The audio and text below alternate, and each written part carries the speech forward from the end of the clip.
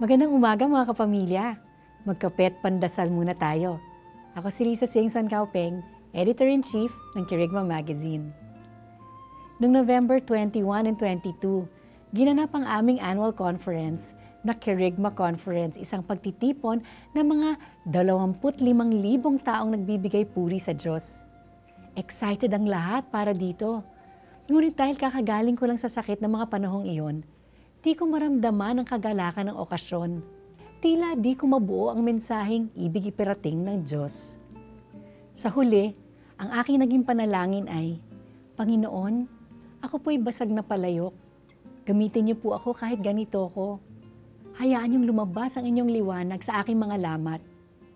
Sa huling araw ng conference, habang binibigay ko ang pangalawa kong talk, naramdaman ko ang pagpagsak ng presensya ng Diyos.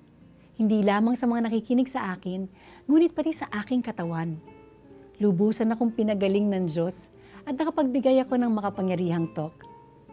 Tunay ang salita ng Diyos ng kanyang sinabi, ang pagpapala ko ay sapat sa lahat ng pangangailangan mo.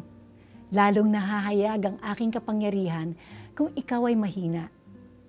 Kapamilya, sa ating panahon ng kahinaan, umasa tayo sa kapangyarihan ng Panginoon. Tayo magdasal? Lord, buong galak kong ipagmamalaki ang aking mga kahinaan upang lalo kong madama ang kapangyarihan mo. Amen.